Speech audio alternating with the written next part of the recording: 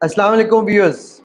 NLPMantra.com की तरफ से from NLPMantra.com. Once again, Muhammad Ali is here for you in front of you. I can't breathe.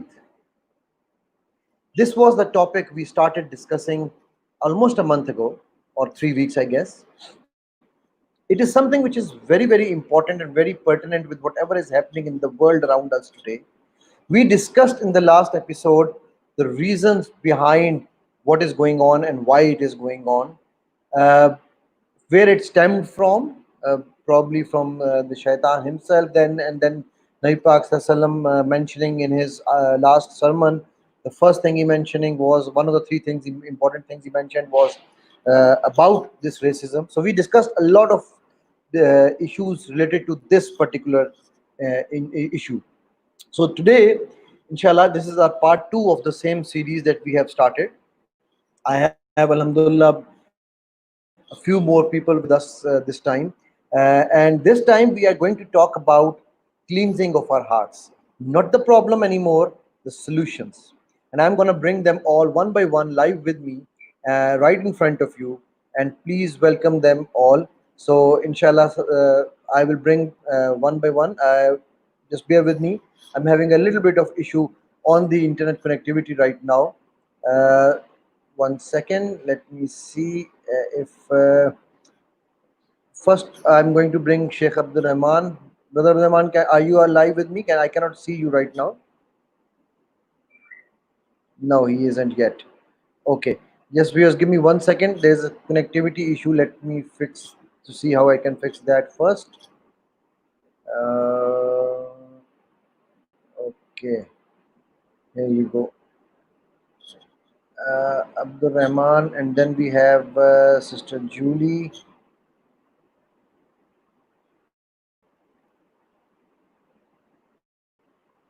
Can you please just give me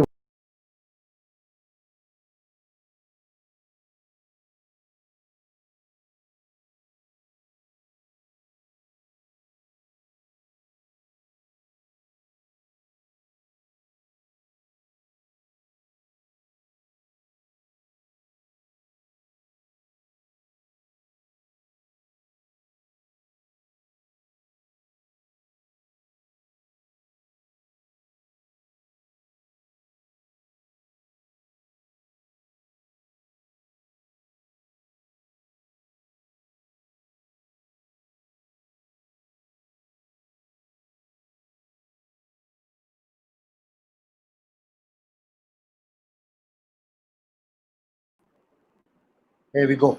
So we are back. We have Amina Murad Sahaba. We have Sister Julie Henderson with us. We have Sheikh Tahir Khalid with us. And we have Abdul-Rehman Malik with us right now. So, Assalamu alaikum once again, and I welcome you all. And apologies for this little glitch that happened. I believe you can all hear me, right? Great. So, we are waiting for Sheikh Riaz Ansary, but once he joins us, inshallah, we'll bring him live with us as well. I would like to start today's talk with Sister Julie Henderson, and because all of us have already spoken about it a little bit, so I would like to see to because Sister Julie, first of all, let me ask you one thing. You have heard the previous episode that we did, isn't it? Correct. Great. I would like to have your view on what we discussed in the last episode, because you, mashallah, first of all, I would like my audience to know a little bit about you, so that they know who you are, and mashallah, when did you revert and everything. So that will be a little brief intro of yours, and then I'll take the question. So if you can please introduce yourself to the audience. Sure. Bismillahirrahmanirrahim. My name is Julie Henderson, and I am really honored to be here with everybody, and I'm so glad that we're keeping this conversation moving forward, and we continue to talk about this stuff and work on it and act on it for years to come. I'm honored. I did listen to the previous presentation with all of these illustrious speakers, and there were so many gems and so many good points that came up. And And really, as Muslims, to be silent about this issue is to be complicit. And so I think we all have a voice. And sometimes as a white woman, I identify as white. I was raised in northern Minnesota, close to Canada. I studied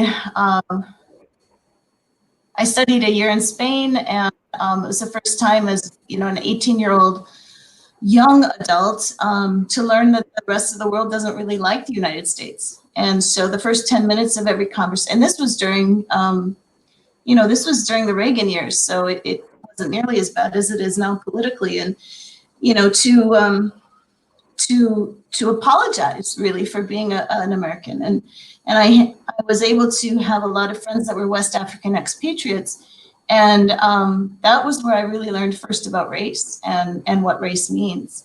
And I recognized my privilege and came back and started studying about racism and the nexism of racism and sex, gender bias and religious bias and that kind of stuff. So I've been studying it. And my husband is from Liberia, and we have 2 children that identify as Black in this society.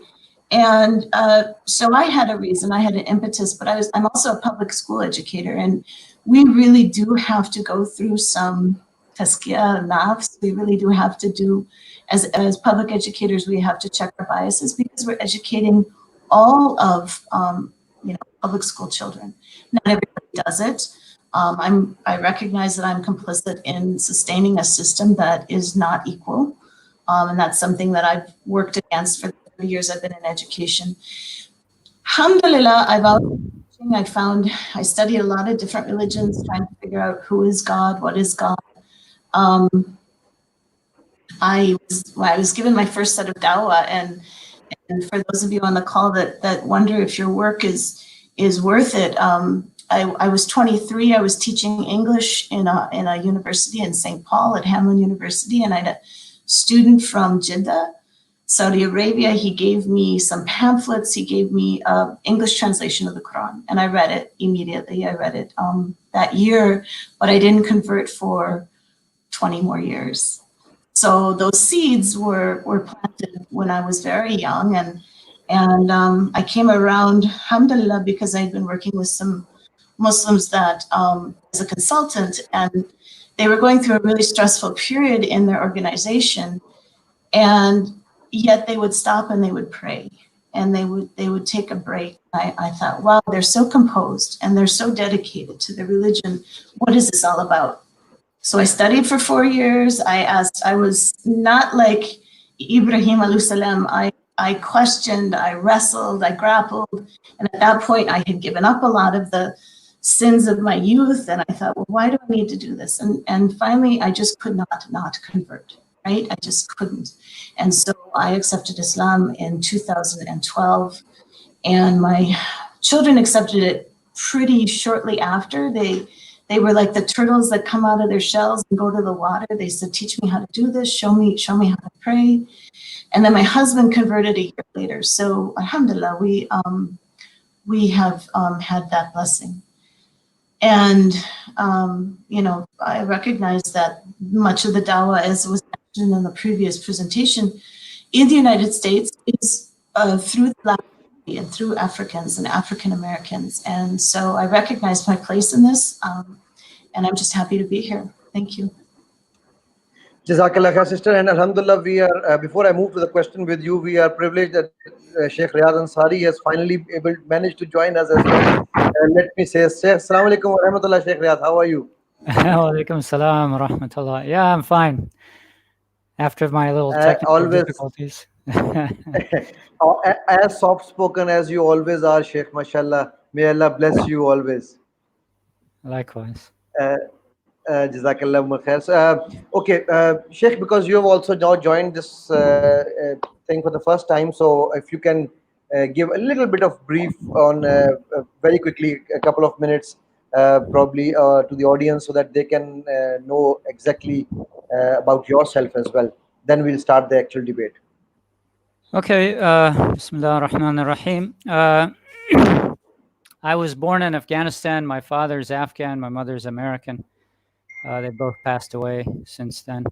When I was 8, the family moved to America. A couple of years later, my father went back to Afghanistan, and my mom was a non-Muslim, and so I accepted Islam during a trip to Pakistan, a trip around the world at the age of 22.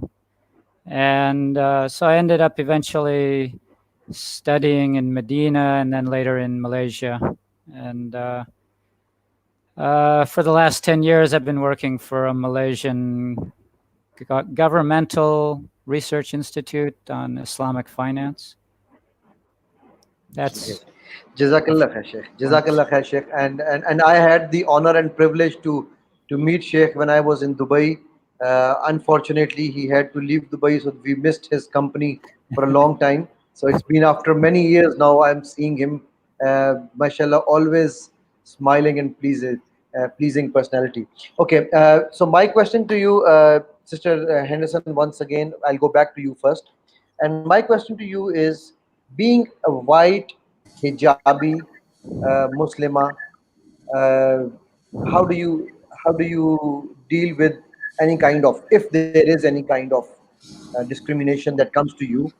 That is the reason I'm saying this, is because I want to take the two as views from you and Sheikh Riyad, and then we'll move towards the cleansing part. Well, of course, there's discrimination, and the people in public now have been empowered. It used to be, I mean, Minnesota has the biggest gaps, educational gaps, economic gaps for people of color and whites in the country. So, you know, it's very bucolic. You come here, it's beautiful. The people are somewhat tolerant, very nice. But, you know, there's these microaggressions that happen continuously. I was an adult when I converted. When I put on the hijab, I was, you know, at the top of my 4 degrees, 3 licenses, yada, yada, speaks good English, able to communicate what I need. So sometimes I oftentimes when I'm in public as an educator, even before I converted, I used my privilege and I used my power to help others. And so I often feel like I have to speak out for my Black Muslim sisters, my Somali American sisters who experience tons of racism and tons of microaggression. So usually people assume I'm Palestinian or I'm, you know, Syrian or what have you, and then I open my mouth and they recognize that I'm from this culture and I'm going to stand up for what is right. There's you know, Malcolm X said he'd rather know the wolf than the wolf in sheep's clothing, and up in the north it's used to be the wolves in sheep's clothing. Now I think fascists and racists are much more aggressive than they used to be, you know, and so we're fighting against an enemy that's a lot more visible. And of course also the media with the murder, the brutal murder of George Floyd, it's caught on tape. And so it's not like it wasn't happening before, it's just people are filming it. And so hopefully we'll just continue to discuss it and continue to seek change. The microaggressions that I experience are minimal because I speak English, because I'm educated, because we're, I mean, from all world standards, wealthy. Although most of my Muslim friends would say I'm wholeheartedly middle class, we have a lot of privilege here. And so I try to use that more than anything to help others.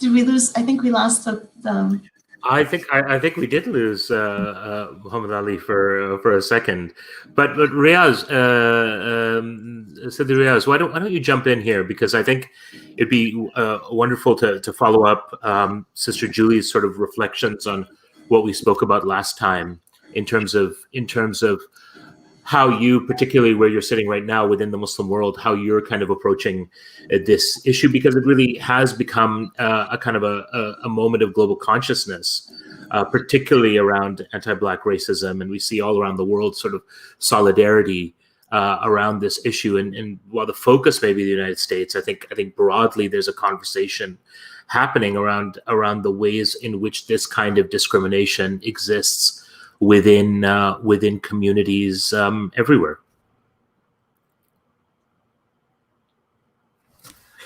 So, Riaz, I think you might be muted. Sorry. I have a personal take. Maybe I'll give that later. If you want a sort of like a overview of what's happening, like an I love the personal take. I love the personal takes. Okay, so the personal take. Let's start there. That's where it gets real. You know, although my father was an Afghan, you know, and I remember him telling me, you know, he came to America on a government scholarship, and he said, you know, he was in America during World War II, and he had been studying in Chicago, and then he went out to California with some friends, and they couldn't get housing because the Japanese had attacked Pearl Harbor, and my grandmother was a Hazara from Afghanistan, right? So they look like Mongols, and so so my father would knock on a door to try to get a place to stay. They would come to the door and take one look at him and say, "No Japs." So despite that, I mean, like my mother is of Finnish origin. I look quite as white as any other white American. And when we came to America, I was 8, and we were like in my elementary school, I think there was one black student in our class. And then in junior high school, there was a larger number of African American students. But again, there was just one in my classes. And I was scared of black people. You know, the experience of a white person in America, somebody made this point. You know, there's this woman, Robin DiAngelo. She's become very famous. Her book is like bestseller. She said that it's possible for a white person to basically grow up and live your whole life in America without having any significant contact with black people. And that was pretty much my experience until I accepted Islam. And I was just, you know, the vast majority of American Muslims are African American. And so it just became natural that my friends were African Americans, Indians, Pakistanis, Arabs, to the point that I hardly had any white friends. My white friends from high school and stuff like that, there was no longer anything to talk about. So that kind of shifted my demographics of who I was friends with. And then Brother Tahir introduced me to my wife, who's African American. And so, you know, one of my takes on this whole issue is that I find it really amazing how gracious African Americans have been to me, you know, because it would be very easy to have a chip on your shoulder toward every white person, and I never really I felt that from just very, you know, one or two African Americans that I've come across, African American Muslims. So most of the African American Muslims that I've met, overwhelming majority, I mean, they approached me as another human being. And so that's to me, you know, one of the things that led me to Islam was reading the autobiography of Malcolm X. Like so many people, I've met so many white Muslims. You ask them, how'd you become Muslim? Part of their story is reading the autobiography of Malcolm X. And I still think that, you know, when he came back from Hajj and he said, I think it's possible for Americans to live without being just completely derailed by the issue of racial division. But it would take Islam to solve that problem. Yeah, Muslims, we have our problems, but I think it's on a whole different level than American society. Absolutely, Sheikh. And thank you very much, Abdul-Rehman, for picking it up. Jazakallah khair, brother. I am back finally. Hopefully, this time it will be better. Abdul-Rehman, I would. What Sheikh was saying is actually, I think we have since discussed the basis which we had already discussed last time. Sheikh, we want to now move towards the cleansing issue, because talking about the problem, everybody knows about it.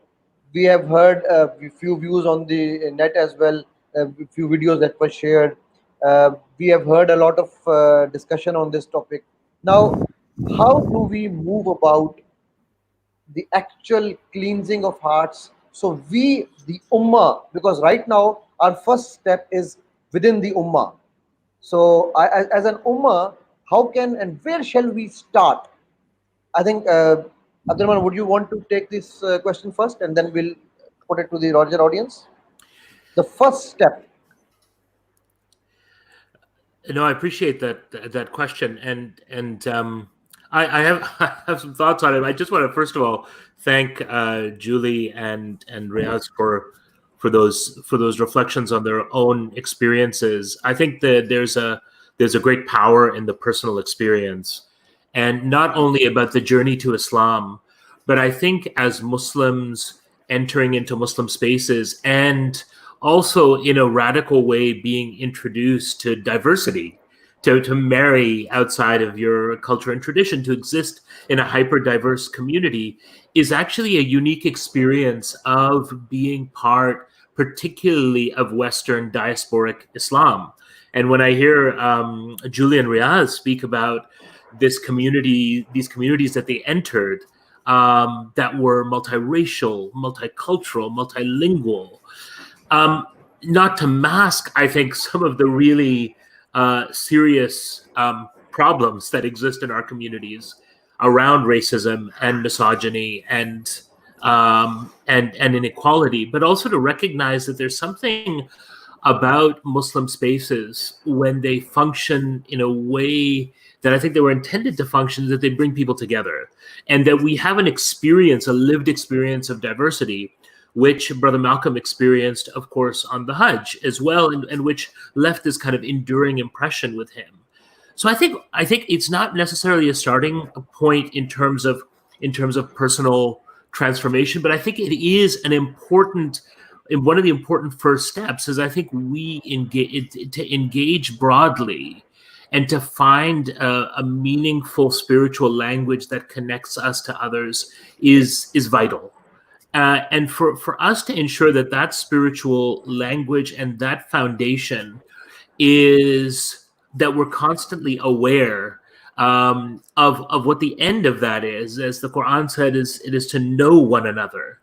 And knowledge in our tradition is not as Sister Julie knows as a teacher, knowledge is not something that when God refers to it, He subhanahu wa ta'ala refers to it lightly.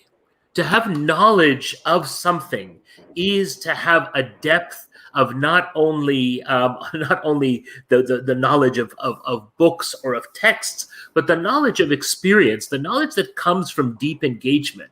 So when God says, I created you into nations and tribes so that you may know one another, the call is to know one another deeply, to understand one another's hurts, to understand what gives each other joy, to understand what traumas that we have gone through. And I think that if we were to embrace that Quranic command comes with it humility.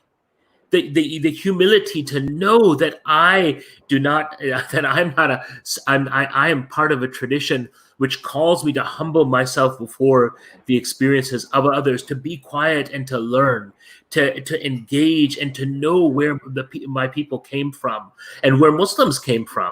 I mean, one of the interesting experiences that I had, and that I think Sheikh Tahir should really kind of focus us on the spiritual, is I remember one of the experiences I had very early in the mosque that I went to in Toronto, which is a hyper diverse mosque, very similar to Riaz and Julie, the communities that you're describing, that of incredible cultural diversity. And I remember at the mosque, and our imam was an African American imam, but I remember there was one imam who used to come, itinerant imam who used to come to the masjid, Imam Bilal, and he was from the community of Imam Warithuddin Muhammad. And I remember in a way from a very early age being very uncomfortable about how Imam Bilal was treated in the community, how the community of Imam W.D. Muhammad was almost considered like a marginal community. Of course, we know that's not true. Imam W.D. Muhammad's community, after the death of Elijah Muhammad and the transformation of the nation of Islam towards what we might consider to be a kind of Sunni orthodoxy, is a very important and critical story in the history of Islam outside of the Muslim world. But nevertheless, I remember that because sitting with Imam Bilal over the years, I found that not only a great experience and wisdom, but an incredible knowledge of communities and how they work, how to reach people. And I remember he used to sell the Muslim Journal every Sunday, which was the national newspaper of the Imam W.D. Muhammad community, and we used to buy it and learning from that experience. In fact, I think had a very early effect on me, and it's something that I will always be thankful to Imam Bilal for. And may Allah bless him and bless that community for giving me a sense of the community, even in my own diverse community, a community far beyond that had a deeper history. So I'd say that if there's a place for us to begin and to know one another deeply, it has to begin with humility. And it has to be, we have to be humble before our predecessors, before our elders, before our ancestors. We have to be humble to the experiences of the millions of souls who came over in chains to the Americas, to the Caribbean, to South America. That the very emergence of blackness in what we could now call the Americas is through this pernicious evil of slavery. But so many of those who came enslaved were Muslims and established that part of their identity and that their faith and their practice in these lands. I mean, we cannot be Muslims here without recognizing that reality, and not just recognizing that reality, but actually knowing and learning about it. Absolutely, Abdul-Rehman, I agree with what you just said, but okay, I wanted to ask, I will throw this question to Sheikh Tahir for the point which Abdul-Rehman mentioned, was the division of Ummah into Qabail. I think Sheikh Tahir has just disappeared due to some technical error. Till he comes back, Sister Julie, I think I'll put this one to you then probably. Abdul-Rehman mentioned that Allah has said that in Quran He has divided us into Qabail. Okay, Sheikh Tahir is back. Anyways, no worries. Let me put this back to Sheikh Tahir. Sheikh, can you hear me? Sheikh, can you hear me? Okay, no worries. So we'll continue with Sister Julie till now, and then we'll. You can hear me now. Great. So either of you can take this question. When we say we're divided into Qabail, what does it mean? Because me growing up as a Pakistani has always had one issue, that here the meaning of Qabail is I am a Rajput, I am Arai, I am the sects that were that were actually sects taken off over from Hinduism. So we in Pakistan and Indo-Pak call this sects Kabail. And I as a child always had to fight for this thing, always had struggle in making people understand that Quran does not talk about these as Kabail. I mean, Banu Hashim can be a Kabila, Banu Hashim, Banu Matlib, because they were based on a certain person. So how do you, Sheikh Tahir, if you are hearing me, then how would you explain the meaning of this ayah Kabail? If you are not hearing, then then Sister Henderson, I would like you to please take it over. I think Sheikh Tahir is not hearing us. Sister Henderson, can you please take it over? So this the way I'm understanding this is like it's sects or sub-tribes. It's making and breaking. Muhammad Ali, you're making and breaking. Sheikh Tahir, I think you have to leave the studio and come back. Sheikh Tahir, you have to leave the studio and come back again, because I think this is your internet problem once again. Just re-log in. Yes, please, sister, continue. So in preparing some of the work that the presentations that I've done for the Muslim American Society lately on racism and the movement after George Floyd, and how Muslims have to speak out and have against this idea that I think what you're talking about is more like colorism, and I did not know how deep this was because I wasn't raised in a Muslim American home. My son and daughter came back from our first Eid prayers together. My son hopped in the car and he said, "Mama, my friend told me that his mom told him that if he brought home a black girlfriend, he'd kill her. She'd kill him." And we had all this uplifted joy of celebrating Eid, and then my 13-year-old son dropped this bomb in the car, and I said, "Well, did you tell him that your sister was black?" I love this idea of hyper diversity, because that is what I experience in the mosques in Minnesota and the masjid.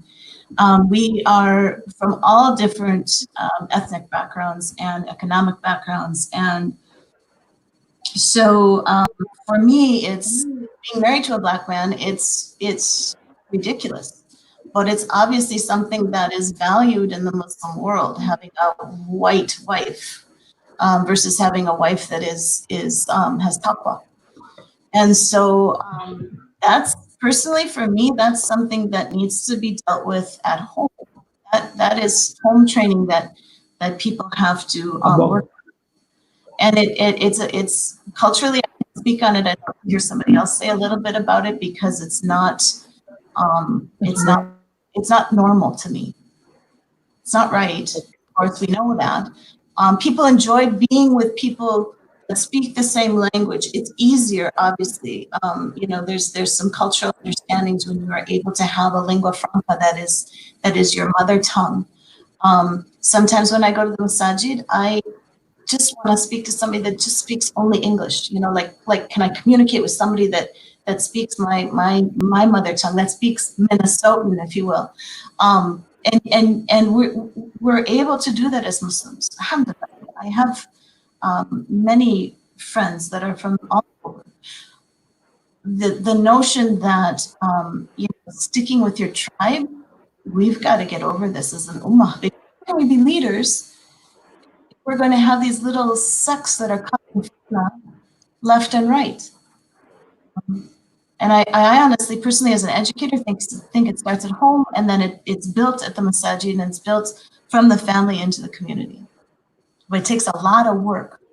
It really does. I feel like you have to hyperextend yourself when you're communicating to make sure that you're able to cross ethnic, racial, tribal boundaries.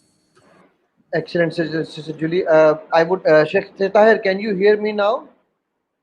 I can hear you. Yeah, go ahead, man. Great. Sheikh Tahir, I agree with what Sister Julie said to some extent.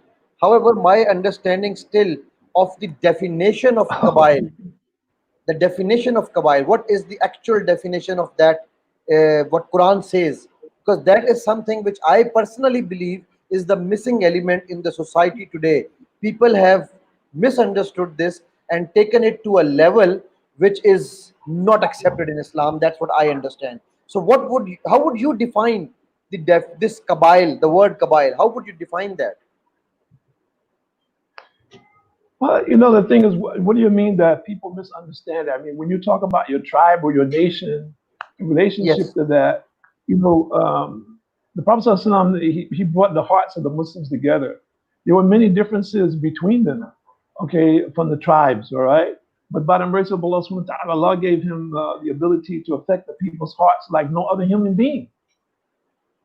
Okay, so as a result of that, if we look at the work that he did in a very short period of time with some people who were very, very rough, hard, coarse, tough people in major tribes who had been fighting against each other since the oldest person could ever remember. That's our example. Okay, if we look, if we look at that example, that's the example. The people have been extremely at odds with each other. And even if you want to take it a step further, and that's within Jazeera Arabia. Now, when you come up against the Persians or the Syrians, it becomes another thing altogether. Okay, a totally different thing. The Persians look down at the Arabs as being inferior to them. Right? So these things are not something that did not happen Islamically or that we're not aware of or conscious of, meaning that we don't have a methodology and a means to get through this. It's not a question of that we need something new. It's a question of how much of what is old do we want to practice at this time in 2020. Okay, and the reflection is that each one of us have to look at ourselves in relationship to our society and where we're living and what we're doing and what part of Islam that we want to practice or what part of Islam we are not practicing. Okay, I just was on a webinar, and maybe I shouldn't say this. I won't say the country. Okay, I'll put it like that. With some brothers, and these brothers were one of them was one of the let's say very influential ulama, and really came down and it came down to the point where we said, listen, this needs to start with the ulama. What I'm hearing now is that there's some differentiation between the way the ulama are treating people. So how do you expect the common worshippers to act if this is the example that they're following? So there needs, and of course, this is a delicate issue. Okay, how you need special people to sit with them and address them, and to do workshops and all these kind of things like this before they can themselves begin to understand the transition that they need to make. And so then we said, listen, okay, let's start with the young ones. Okay, let's start with the people that are in the schools right now who are learning. As the sister was saying, let's start with the youth. The brother who was the moderator was a young scholar. Alhamdulillah. And he said, yeah, I'm ready. I don't know an example for this. All right, so we need to have realistic, and if we're talking about, we have a criteria, that criteria may not fit in every situation in every place. We have a general criteria in terms of what we should be doing Islamically, and then there have to be some specifics which will be identified with whomever people that it is that you're talking about. Like, for example, this program that you're talking about is general. You got people from different places in the world. So what is it that people at the end of this program, wherever it is that you're living, what are you going to get that you're going to be able to use in your community? Okay, and there's one, and I'm trying to time myself for about 2 minutes at the most so everybody can get in, all right? And I just very quickly. So one of the things is that one of the major problems with the Muslims is they allowed our diversity to become conflict, as opposed to our diversity being a means of unity and making us stronger. Okay, if we look at just the people on this panel, if we look at how much experience we have, how much education is here, this is a very beautiful thing. This is very, very functional and very beneficial for us. So similarly, we have this situation all over the world, and this is what we should be doing. And the Muslims right now have the best opportunity, I think, that they've ever had in recent time to take the lead and offer solutions and suggestions, because the world is in confusion. If you talk to the average non-Muslim today, they'll tell you, I'm totally confused. Okay, an example. So we have a great opportunity, and we need to really take that platform, and we need to move forward. Great. Jazakallah khair, Sheikh Tahir. Sister Amina, would you like to answer this, or add on to the same thing? because then I want to put the next question, which is from a viewer. I want to put that question to specifically Sheikh Riyadh. But if you can please give your 2 cents on the same discussion of understanding of Kabail, because I for some odd reason I am stuck on the word definition of the word Kabail. Bismillahirrahmanirrahim. What I think is that as human beings, we all need some identification, not only for us, but in a larger context in terms of family or tribe.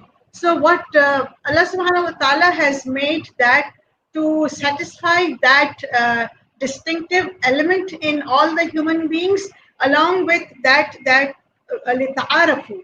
You are recognized by certain traits, you're recognized by certain race, certain gender, to beautify, to diversify, as Sheikh said, not to make it as a source of conflict, but as a complement.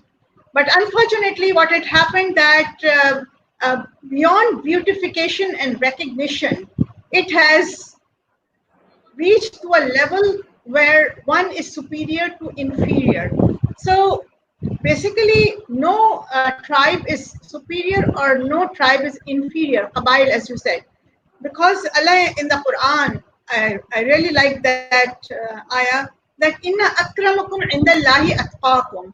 So since we were talking about the hearts as well, so taqwa, which is the basic element which can get us rid of all the biases and the discrimination, not that they're ever going to end.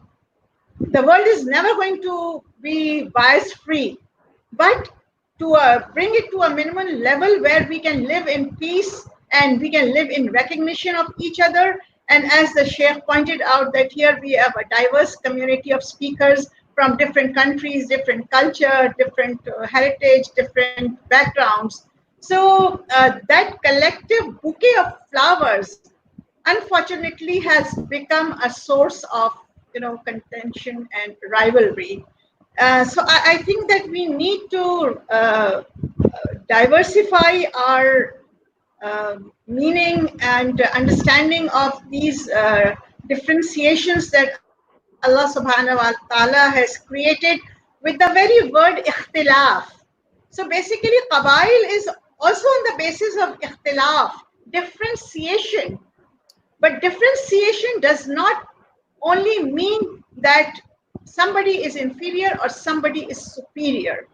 And unfortunately, in Pakistani scenario or the Indo-Pak scenario, the first thing somebody would ask that from which qabila you are, or from which community you are, or from which side of or state or or province of India or Pakistan you are. So I think that you can give various meanings to these words, and they have unfortunately in Pakistan became a source of recognition, and automatically, as we have learned as Muslims and in Indo-Pak, that we have internalized these biases that, okay, if you belong to this qabila, you are inferior. If you're belonging to this qabila, you are superior. So that is, I think, the main discrimination, which is which needs to be addressed. Absolutely, Sister Amina, you've said it very rightly. And Sheikh Riyadh, that's where my next question, which is coming to you, is that don't you think this misunderstanding of Kabail, I am probably going to one step ahead of people before I put this question to you, because this question is linked to the solution. Don't you think that this issue of Kabail actually stemmed even at the time of, the Quraysh always thought that we are superiors. So, the word misunderstanding of the issue of Kabail, because once I personally believe that if today we understand that we are a kasajad al-wahid, the hadith that Nabi Sallallahu Alaihi Wasallam said that, I don't remember the full Arabic, maybe you will remember it better than me, that the whole Muslim Ummah is like one body. So when we do that, then the body does have different parts, but it does not mean that one part is superior. So whenever the Khilafah issue came, whenever the other issues came, at that time also this was one of the things in the Ummah. So how do we come out of that, Sheikh Riaz?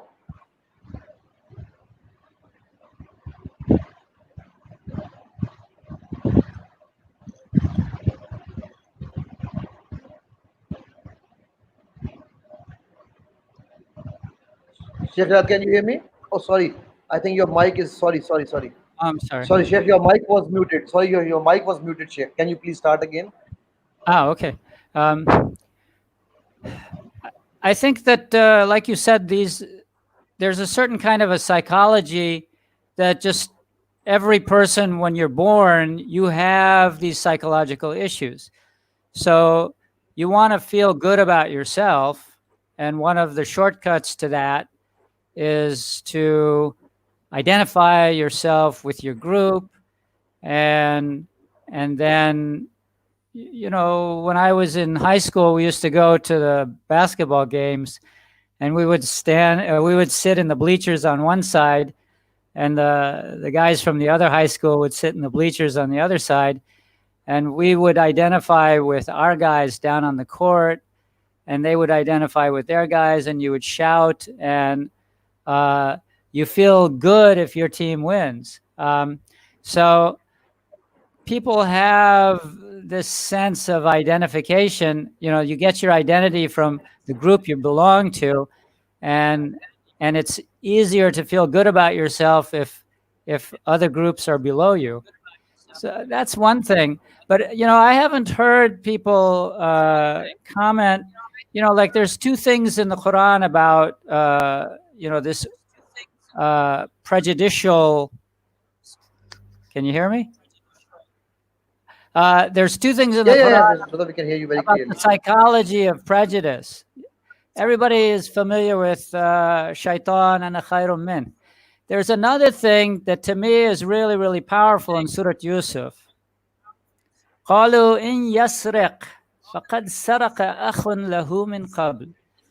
The brothers of Yusuf, when Binyamin is supposedly found out to have stolen the cup of the king, they say if he stole or if he steals, he had a brother before who used to steal.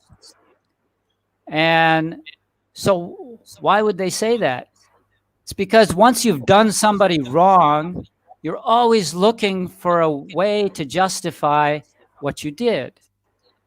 So that, you know, the kind of prejudice that we're talking about in the Muslim Ummah is not of that type as far as I can see. That's the way prejudice works in America. And it's the way that prejudice worked in the British Empire. So in order to justify what you're doing to people, you know it's wrong, but to justify your evil behavior, then you have to tell yourself that these people are like animals or they're like children. You came to civilize them. And in America, that denial of the past it's what's driving the tensions of the present, and it's pretending that it's something that's past. Like white people say, you know, I never owned a slave. What do you got against me? Yeah, but you know, if your grandfather owned a slave and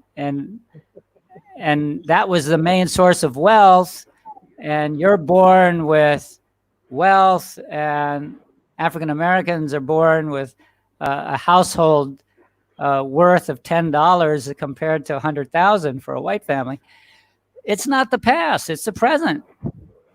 So, I mean, I know you want to deal with it in the Muslims, but it's a much milder problem in the Muslims than it is in this world structure that has been imposed by imperialism. And we have to see it at a big picture. I resonate with what Sheikh Riaz says, but I will differ with you on the last part, which is that I what I cannot accept is that the experience of prejudice, racism, misogyny in the Muslim community is of a lesser degree. In fact, I think the mistake that we have made is that our oppressors' manual has become our manual, and the very structures of white supremacy, of economic oppression and injustice, of misogyny, of deep sexism, have actually become ingrained in a lot of our communities. We might not have been founded as a racist ummah, but I think at least in my own experience, have had enough experience of the Muslim community to think that we have become a racist ummah. That deeply within the structures of our community, there are profound prejudices. The incredible Arab supremacy that we see in the Gulf and elsewhere, the incredible sense of disregard for people of black skin that we see amongst South Asians. And even in Southeast Asia, and my wife is from Singapore, and I've spent a lot of time in Indonesia and Malaysia and Singapore, I'm constantly surprised at the ways in which colorism, in many ways, affects our communities. And I think this is, for me, this is part of the solution. And Sheikh Tahir said it so eloquently, and he gave us such an incredible call to action, is to kind of reacquaint ourselves with the very fundamental ethical and moral thrust and of our faith. And part of that is built. I think part of it is that is an acknowledgement that this is happening within our own communities, that we are susceptible to it because of the experiences that we've had, being post-colonial, being children of immigrants myself, and being shaped by the societies that I'm in. I mean, one of the most important things that I've had a sense of, particularly over the last few years, coming from leaders of various movements for social justice, is that we got to read. As all of you are, but we collectively have to read and educate and understand not only our histories, but the mechanics of oppression, the mechanics of devilry, the mechanics of these satanic systems. Because as we talked about last time, these systems go right back to an affliction that the human must constantly fight against. It is the example of profound arrogance that we have in the story of Shaitan. And as Sheikh Riaz, I thought it was beautiful, that example from Surah Yusuf, and I'm kind of reeling from it. It's really profound. Isn't that exactly it? We create certain understandings of history and peoplehood, but also we don't have any. What happens is not just that those ideas exist, but we have no corrective to them. And like we talked about last time, if our children aren't growing up with, and this speaks to what you were saying, Sister Julie, if our children aren't growing up with a sense that Muslims in Africa represented an incredible and inseparable part of the history of Islam, if that we aren't learning about Timbuktu and Mali and Senegal, and we're not learning about scholarship, and we're not learning about civilization, and we're not learning about the wealth and the societies that were built that had Islam at the very heart of them. That these are even before Islam. These are sophisticated terrains. These is not just part of the human history, but this is the genesis of human history. The genesis of human history is in Africa. So if there is an acknowledgement of placing these things in the right order, I think we'll always be a step behind. And I think if we want to take something practical away, at least from my point of view, is that we got to read and deeply engage, and just as we've all said, we need to deeply challenge ourselves and challenge our assumptions, and to sit back and to say, hey, we may sound woke, and we may be saying the right things, but do my actions in my own life, do the way I use my own privilege, do the way I go about in the world only pay lip service to real transformation? Because I think, as Sheikh Tahir said, that transformation is the greatest call to the way Allah wants us to be. Absolutely, Abdul-Rehman. You said what actually there was comments as well, that Sayyids and Arabs have always thought of themselves to be superior, I will put the question to Sister Julie now. Sister Julie, there is a question from one of our viewers, Ahmed, and he's talking about that this racism has become a global issue, and we discussed this as well. It's a pandemic. The point is that we all know that, and that's why this part two is about. So, where do we start? How do we face it? And how do we, because you are an educator, so how do we start inculcating the, I would say, antidote in our children so that we have the society, and not even on our children, for us, step number one. So I want to piggyback on what both of the brothers have said. I agree that one of the problems with our country in the United States is that we have never paid reparations to the slaves, to the descendants of slaves. And I think that that is solution. I think that is something for us to consider. It won't go away, as the first brother said, until we recognize it. And then, as Abdul-Rehman also said, unless we recognize that same racism within our community as Muslims, it won't go away either. So I think we have to recognize that it may be different, but it's still insidious and it's still there, and we have to fight against it. So at the personal level, as you asked, I mean, I check myself daily. I check myself constantly.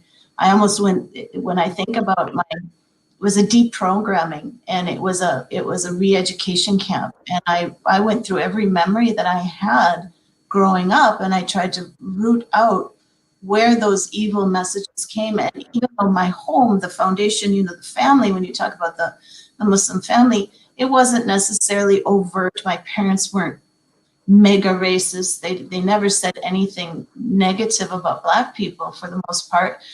But at the end of the day, the media, the messages we got in school about being superior, there's one little paragraph on slavery in the history book, and then everything else is the United States is wonderful.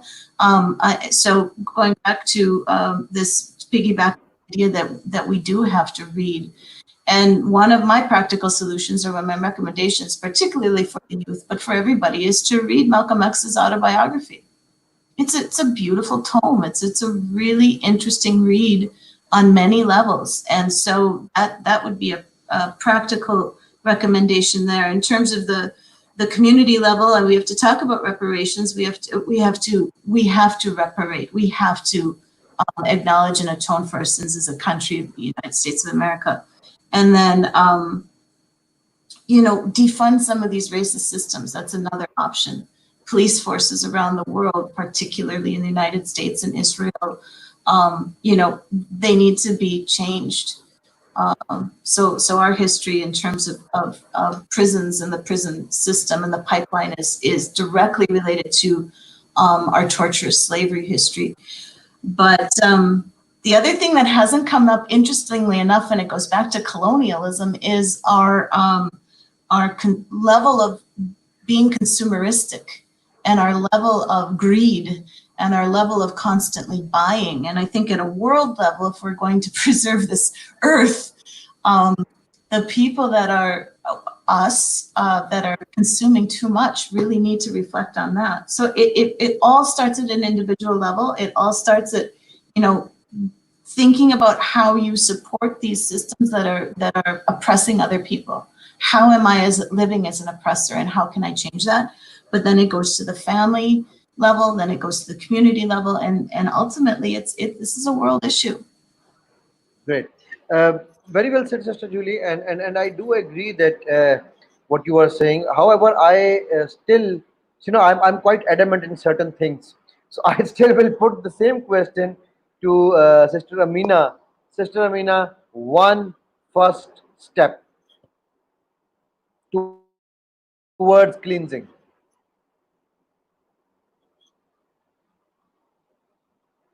Sorry, your mic is off. Just let me put it on. Sister Amina, just 1 second.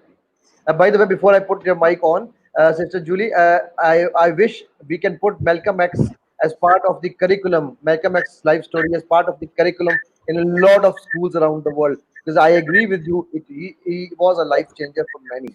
Yes, Sister Amina, your mic is on now. Yeah, what I think is that looking at from different perspectives, what I feel is that for example, in Pakistani community, we lead parallel lives. So it's not only that we are marginalizing, certain races are showing our racism, but the fact is that those people who are victims and are marginalized, they have also internalized that they are inferior, or they don't have talent, or they cannot ever beat us, as Sister Julie said, that because of consumerism, because of the capital society, we really need to have this paradigm shift, that are we understanding that on what foundations our societies are based.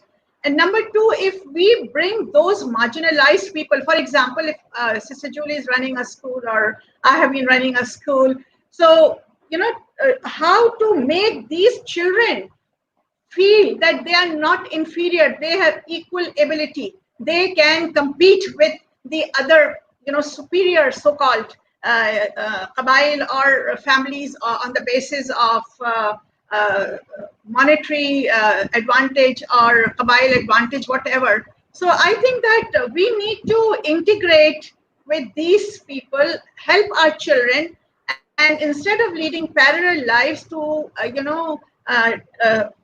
integrate stories, mix with these children, help those children who feel about themselves that they do not belong to the privileged society, that no, they have equal rights, and their dreams could also be realized. And as brother one of the brothers said, I'm sorry, brother Riaz, about Surah Yusuf, that we also have the same biases, that we always say, okay, if something is lost, it has to be stolen from this particular child, or slave, or sorry, our worker or our employee, because he belongs to the same race. So like in America, we have within our religious segments, within our cultural, within our linguistic, within our society, in whatever division we are living in, we always have that blame the game mentality, and we give the sense by teaching everything in English as well, that the white ice is colder than us. So we want to assimilate in that. So I think that cultural diversity in our curriculum is lacking, and we are so overwhelmed with English language that all the culture, all the misogyny, all the racism, all this segmentation of and the fragmentation of the society on the basis of culture or economic disparity or language, they are all coming through. I think that language and the culture and the way we treat the children in the schools and in the families and the servants. So I think I would start from that as the first step. Okay. Jazakallah khair, Sister. Sheikh Tahir, my question is to you now, because I believe a lot of people are actually echoing this thing that, by the way, for the viewers, I will be taking your questions in a little while, around in another 15-20 minutes. So please bear with us. I know you've been really a good audience listening to us. Okay, Sheikh Tahir, this is, we all think and we all believe we have two educators here. You are an educator yourself. In fact, Abdul-Rehman is an educator now as well, and Sheikh Riaz always been. That we need to start from children. What do we do with the adults? Because children do not learn with what we teach them. They learn with what we do, isn't it? So, what is that first step that we as adults need to do? It's a big question. The thing is, I think one of the things that we have to look at right now is a set of affairs that we find ourselves in because of the pandemic. So this, of course, changes things quite a bit. But at the same time, we look at it strategically. I think the most important thing for most people, let's say the most influential vehicle today in the world is media. And the pandemic has only made it more so. Okay, as a result of that, that we should use the media and we should make a slogan. Why did Black Lives Matter become so strong? Because they made it an international slogan. Okay, an example. And as a result, who is active all over the world? Youngsters, globally. Okay, youngsters are an example because they have the energy, they have that dynamic. They're the ones who want change. Or an example. So I think realistically, number one, you're saying first step, you need a slogan. People follow slogans. Okay, that slogan, Excellent. whatever it might be, self-change or change. We're talking about changing internal things that are going on with us in terms of our relations with other people, whatever that slogan might be. I'm not saying anything particular. I'm just saying that change. Okay, we're talking about change. Okay, the second thing with that slogan is the promotion of it. And you're talking about Malcolm. This is something that Malcolm said a long time ago. He said, America, and I don't think it's in the book. This is in one of the old speeches years ago. He said, America, if they wanted, they could change racism now, like they change anything else they want to do. They could go to Madison Avenue marketing, come on, the Madison Avenue marketing scheme. You know, these are the Madison Avenue in New York, right, is known for marketing, right, and advertising, right? So they could go right there today. This is, he's talking about 50, 60 years ago, he's saying this. They could go to one of these marketing schemes. They can start a market. They can change it right away if they want to. Just as you see the influences that they've had today with this media that we're using. So similarly, okay, we don't have, maybe you can say, the influence over conventional media, but now we're seeing all the other things like what you're doing here now, how much impact it has. And our young people are very, very active. Okay, so you have to have also for young people, you need young people. Okay, who themselves want to make this change, who understand that dynamic.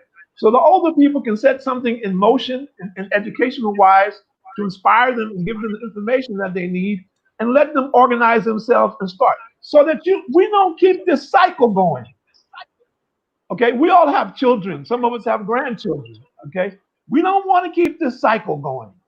So the change has to come, with these young people. And now we have an opportunity which we haven't had in a very long time. And the young people, subhanAllah, and I'm going to get off, some of my cousins, okay, and some of my friends here, children who are in the States, okay, went to some of the different protest marches, okay, and they got gassed and so forth and so on. So it's a totally new. You get a kid that grew up here, right? He's back in the States in college or he's working or whatever. He decides he's going to go check out the protests. He has no clue about what this thing is like, okay? No matter how much we tell him whether it's historical or whatever he's seen, until he's right there and he's like, whoa, it's really like this, okay? He's never seen this kind of the impact of this kind of a situation. Is this something for him maybe he's seen the most on the screen or something that his parents have related to him, but he doesn't have an understanding of that dynamic until he's right there to see. And this is also what has happened with this dynamic. Okay, once the people saw it, they said, wow, it's really like that? This is horrible. How can this go on? So similarly, the Muslims, they need, or if we want to talk about, I'll make it that generally, I'm going to give it to someone else. We need to present this, okay, this means of change. The Muslims need to be leaders in changing and offering the changes that are required for a person to make this transition, whether he's a Muslim or isn't a Muslim. And of course, if we say that, okay, we need psychiatrists, psychologists, sociologists, we have them. We have them. There's not an issue for this. Okay, we can appeal to them. There's not an issue for this. It's a question of how much we're willing to do to facilitate this. When we're willing to facilitate it, then Allah subhanahu wa ta'ala will make it happen, and then we will be able to see the impact, inshallah. Inshallah, Sheikh, Jazakallah khair. And while you were talking, I was writing one slogan. I don't know how practical it will be, but my hashtag is Ummah is one. So I hope we can market this hashtag and actually we can make it believe and let's we can tweet it and we'll just brainstorm on a bit more of hashtags. But yes, I do agree, and that's where my question, Sheikh Riaz, to you is, because you are sitting in a place which is now shook the world of media. Ertugrul, whatever they call it, the real pronunciation in Turkish. that one serial has actually shook a lot of numbers. So sitting in Turkey, especially right now, what do you think? What is stopping Muslims to have a real media which can actually impact Muslim lives? What is the reason why we are not investing on that media? Yes, we are doing it on social media. Yes, we are doing it on our individual levels. Why not an international media which is true CNN or a true BBC of a Muslim world? Sheikh Riyad, wait, I think wait, your mic, I put it on again. Sorry. Okay. Well, I Sorry for mean, I that. think we undersell ourselves to a certain extent. I mean, I don't watch it as much now. When I was in Malaysia, I used to watch Al Jazeera every day, Jazeera English, um, and that's really really high quality news. I mean, I remember visiting a friend, and he said, "Oh, they're just like all the rest." Well, everybody's got their uh, everybody has their point of view that they want to sell, and rich people have the megaphones. So if you're on top of a country and you got oil wealth, then you could do worse than what they've done. Qatar has done with Al Jazeera, and likewise, Turkey has shown an example of something that can be done. I noticed, I saw recently, actually was on Al Jazeera. They have this show called The Listening Post that monitors media. It's an excellent show. So they had a little 10-minute piece on Ertugrul and its impact worldwide. And so now you have these reactionary Arab regimes that they finally woke up and said, wait a minute, we got to do the same thing. So now they have these historical dramas where the Ottomans are being portrayed as the bad guys. So, I mean, yeah, it's important. I made this point actually, where do people feel that it's necessary to spend resources?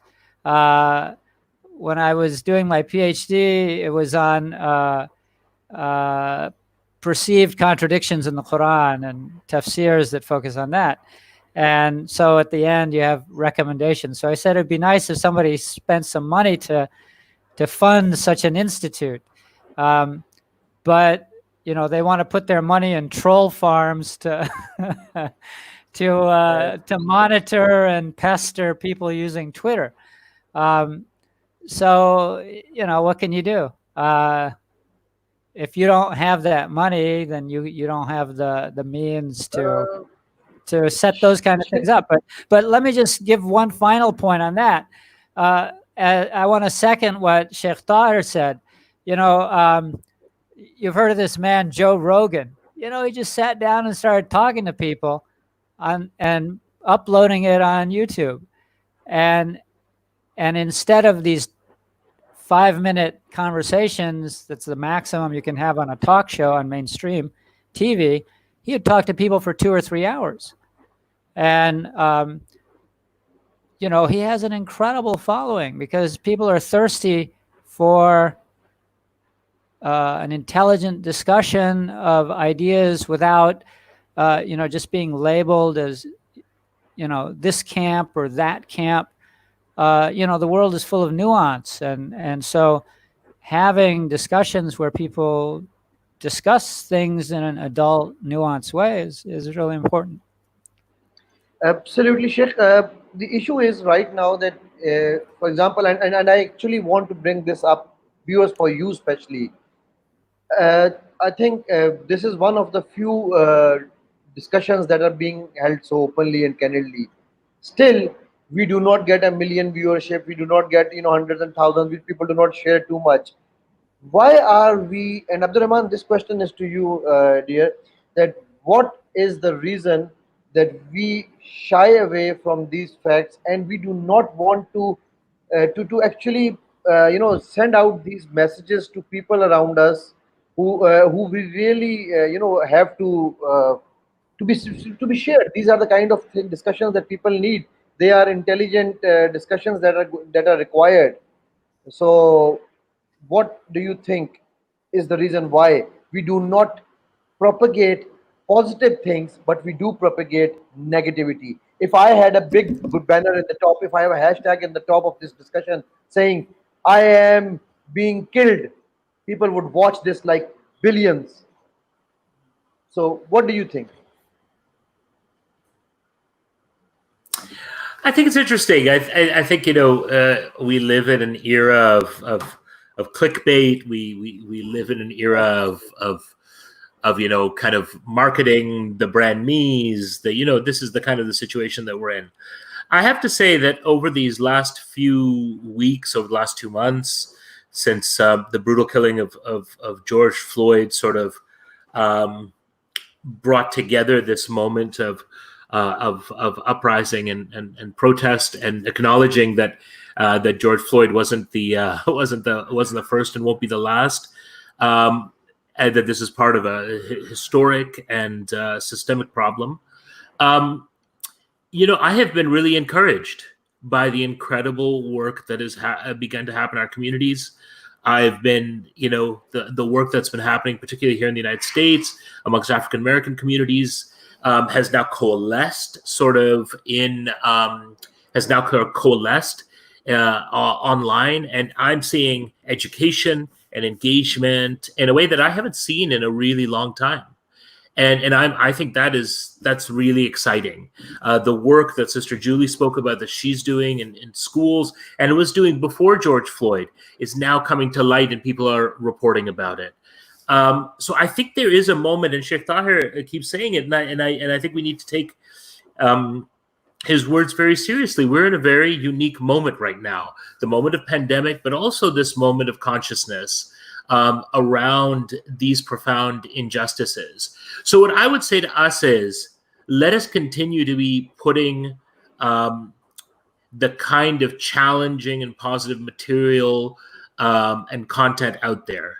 Continue to amplify. I think it's as important to reach 100,000 or 10,000 or 5,000 people as it is to reach those who will take the mantle of transformation, who will take on the mantle of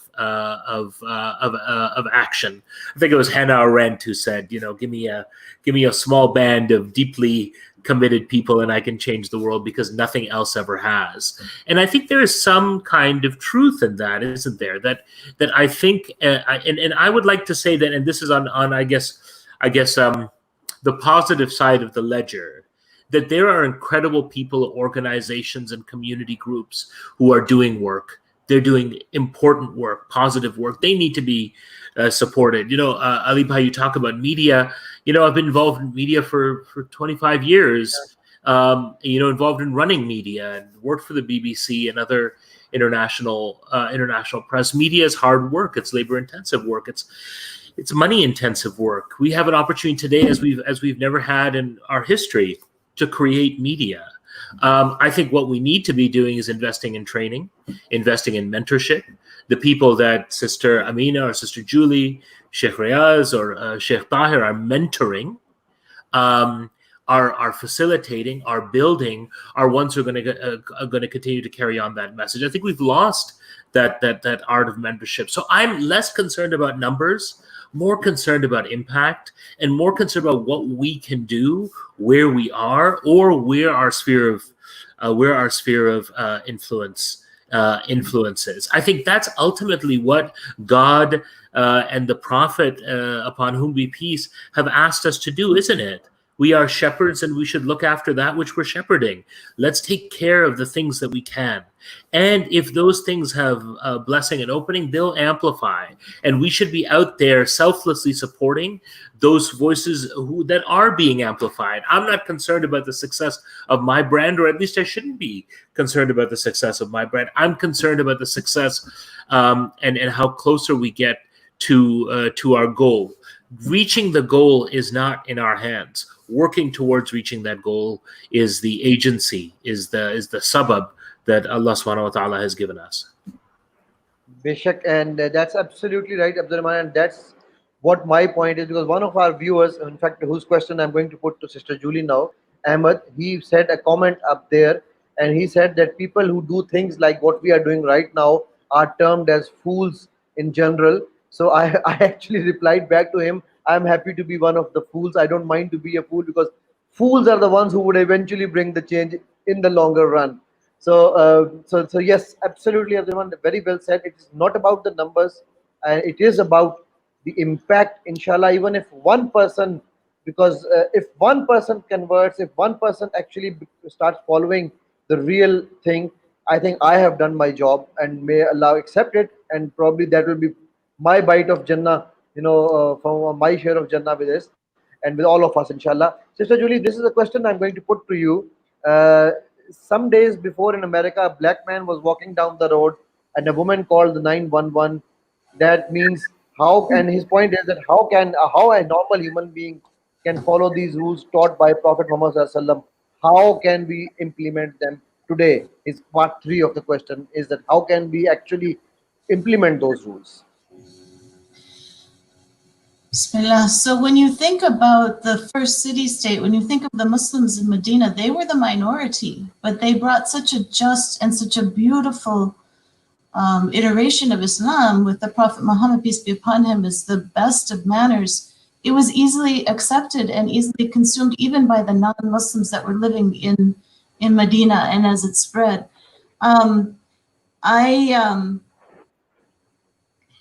I want to go back to the idea that of mentorship. That was actually one of my practical ideas that I will double down on from Abdul-Rehman. Everybody can do that. Every auntie and every uncle and every masjid can pick somebody that is different than them and mentor them, guide them, lead them, teach them whatever they know. And in my career now, that's really the last part of my path, is how can I elevate people, other Muslim women, other people of color that can take over after I'm done, and do it with some integrity. In terms of these practical solutions, Islam is the solution to all of this, right? Every one of these has an answer in Islam. We're not practicing it. We have to clean ourselves. We have to get back in our communities. We have to get back to it. So I do believe in the ripple effect. I do believe in dropping a pebble in a pond and letting it go, because that does make change. It's not the numbers, it's the quality. So, depending on where you are, hire Black-owned, Black-operated businesses. Put money in the Muslim community. Put the money into places where it will regrow for us as Muslims. Elevate people of color in your organizations, especially in the masajids, and women. I mean, those are things that need to be considered. Find ulama of both genders that can guide the organization and that are multi-representative of the people that you serve. And then my last one, well, aside from talk less, which is something I should do, I think we do need to mentor the youth individually and lift them up. And maybe somebody that's not like you, learn. Even the adult will learn from the interaction with the youth. But mentor somebody to bring them up and be ready to lead. Absolutely, sister. And I think we have covered a lot of ground on this one, and there are some questions that would be left unanswered for our part three, which is going to be in a month's time from now, inshallah, viewers. And I'm booking all of this panel and a few more upfront right now, so I'm getting their consent into it beforehand. Before I take, okay, let's see what this question is. How can we clean ourselves? People are so into bad habits and bad habits that they don't even think about look at ED's ads on the TV, music. How can we? Okay, now practice in spirit what you preach. Now, before I move on to any other thing, let's take one last comment and advice from each one of you. Whereas when it will come to Sheikh Tahir, I will want to take your advice on, or your comment on Artagral versus Arabs comment that Sheikh Riyad mentioned. So let's start with Sister Amina. Your last comment, sister, for the day.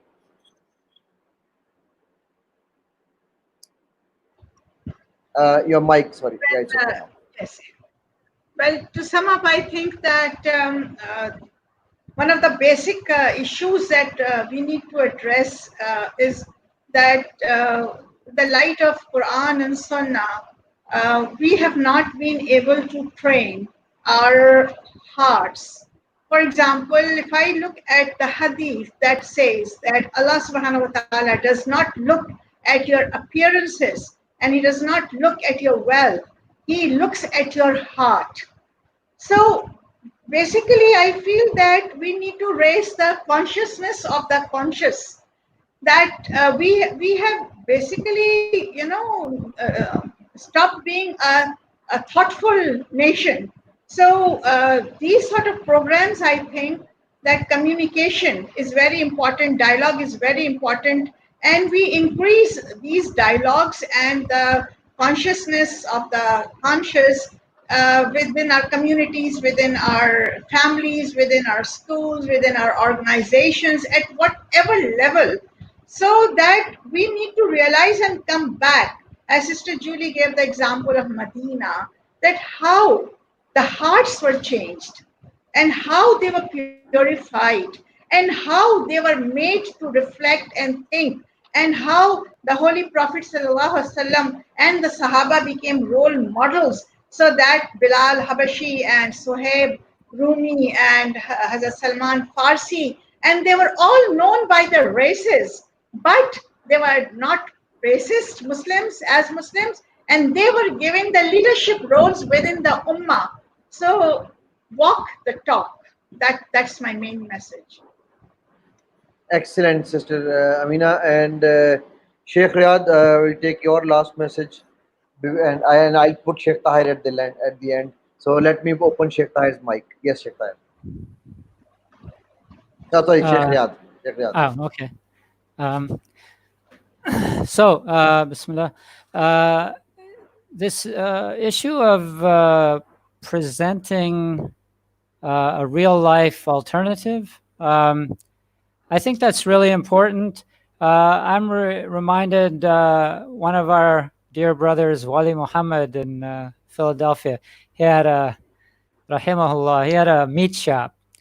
And so he had brothers working with him. Some of them were, different backgrounds, African-American and Pakistani. And one of them mentioned to me that one of the neighbors came up to them, like after some time, and he said, I've been watching you guys, and it's pretty amazing to see people of all these backgrounds just interacting. Clearly you respect each other, and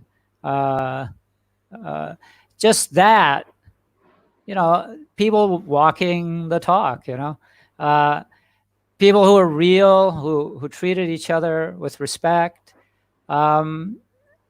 That just speaks volumes. Absolutely. So your point is also the same. Walk the talk. Yeah, inshallah. Inshallah. Sister Amina, Sister Julie, your last comments, please, from your side, and then I'll move to Abdul-Rehman and then Sheikh Tahir. Jazakallah khair. So this advice is probably to myself first, and also to the comment about how do we change all of these bad habits. Pick one sunnah and start enacting it, enlivening it. So, just pick one sunnah. That's my recommendation. Excellent advice. I think I love this one. Only one sunnah, even if you do it, and that's what I do. I'm doing a research on the mind sciences, NLP, body language, Silvas, and your access consciousness, whatever they teach, and what the sunnahs of Nabi Sallallahu Alaihi Wasallam used to be.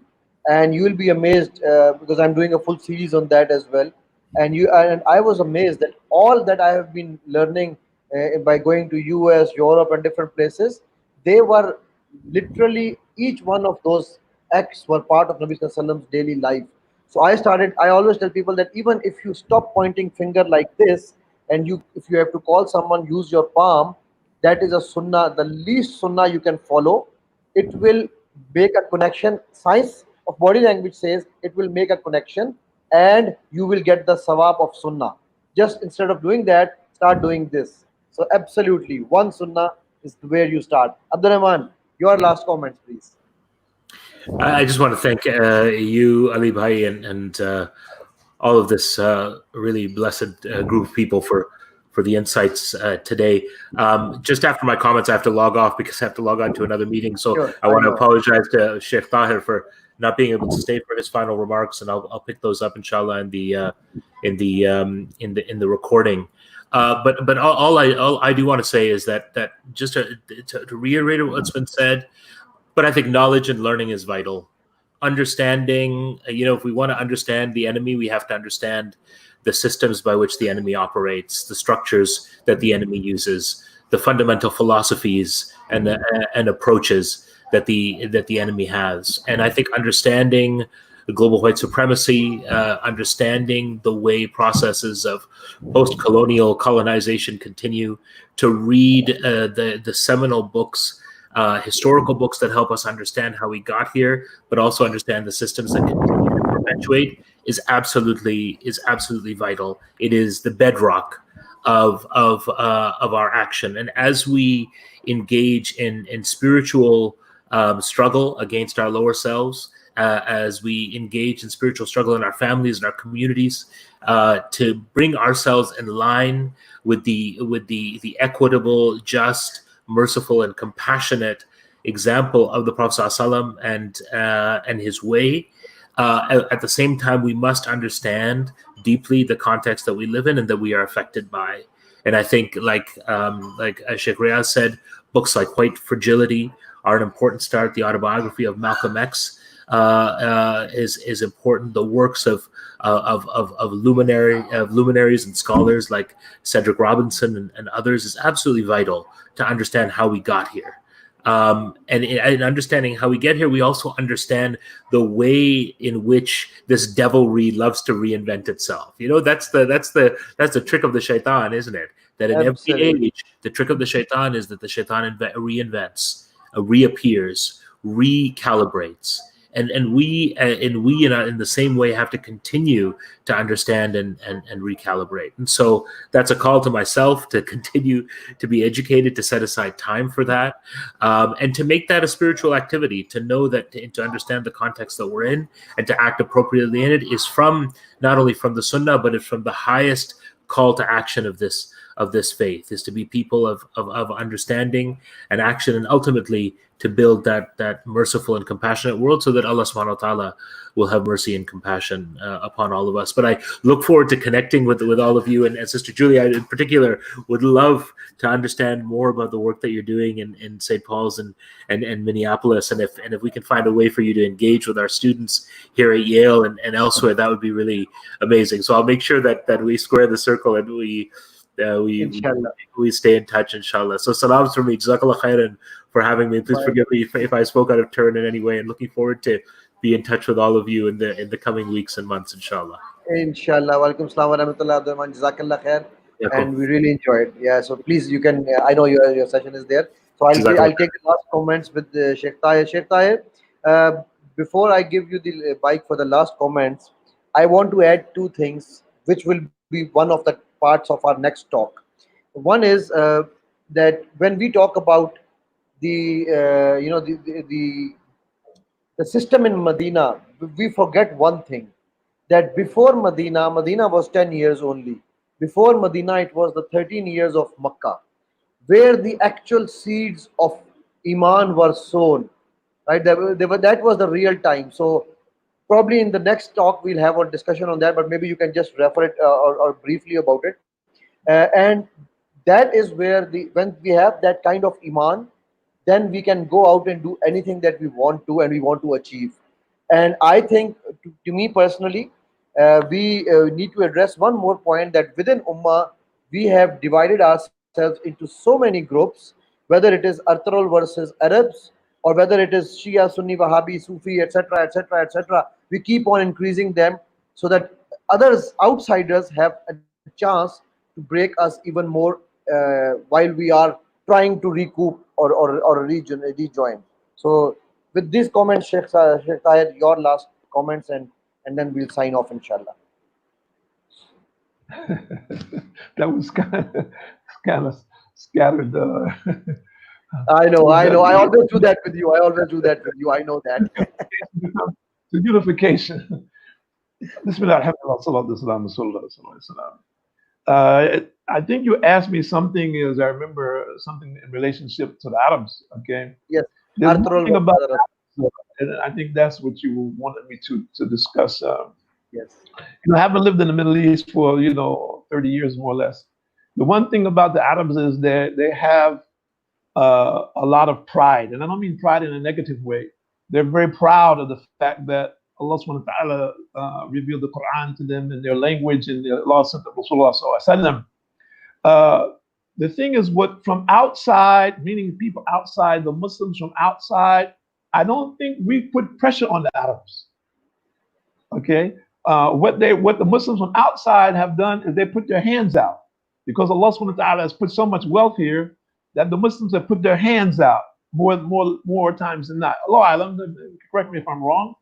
So I think what needs to happen, the Arabs need pressure from outside. The Muslims from outside need to put pressure on the Arabs to reach the true potential, to show the true potential of Islam.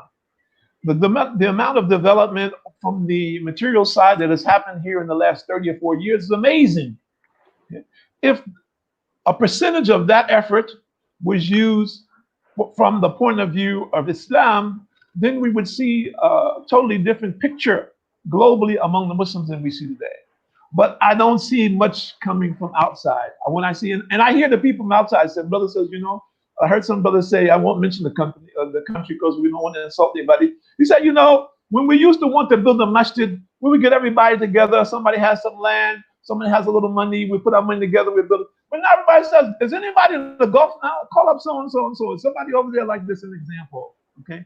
So I think that Allah Alam, that the potential, like we're seeing now, can still come from the Arabs. The Arabs have also a quality that I haven't seen with any other people. And I've seen a lot of the different people, and I could be wrong. I'm just from what I've seen. And that ability is to change very rapidly. From a dream, from a khutbah, from reading Quran, from something that their mother tells them, from going for Umrah. Everybody who knows the Arabs know they're like that. Just like that, you see a guy, he was doing all kinds of things. And just from a dream, the next day he says, I'm giving up. I was drinking, I'm not drinking anymore. I made Toba, bang, he goes, totally different, 180 degrees in a different direction. So Allah has given them, there are naturally extremists in this way. And they have that capability. Allah has given that capability. We ourselves have to facilitate it, meaning we have to push them for that. Okay, and I think that this is something that we need to look at. It's not that they won't do it, but I think that the people want leadership. There's one thing I want to say in addition, that coming from a society that's supposedly a democratic society, and society that generally talks about a society that's run by particular individuals, I've seen one thing that's very interesting. That in a monarchy, if you have one man that's good, he doesn't have all the red tape. He wants to change for something good, he can change it very rapidly. And his team and his people will support it and go with it. So that's the positive side. So we should look at it from the positive side. The people were saying, think positive and make a lot of dua. Allah subhanahu wa ta'ala make this happen. And that Allah accepts us as a catalyst for this positive change. Inshallah. Jazakallah khair. Barakallah feek. Wallahu a'lam. Assalamu alaikum wa rahmatullahi wa barakatuh. Wa alaikum assalam wa rahmatullahi wa barakatuh, Sheikh. And may Allah accept all what we have done. May Allah accept the efforts and the niyyah that we have done this with, and may Allah make us all be amongst those who Nabi Sallallahu Alaihi Wasallam can, we can drink water from his hands from Hawd Kausar directly. So with this dua, inshallah, I will take your leave, viewers. Jazakallah khair for everybody. Jazakallah khair, Sheikh Riaz. Jazakallah khair, Sister Julie. And Jazakallah khair, Sister Amina. Jazakallah khair, Sheikh Tahir. And Jazakallah khair, Abdul-Rehman. Inshallah, we'll see you again next month with the same discussion, but on a different level. Assalamu alaikum wa rahmatullahi wa barakatuh. Assalamu wa rahmatullahi wa barakatuh. Wa alaikum assalam wa rahmatullahi wa barakatuh.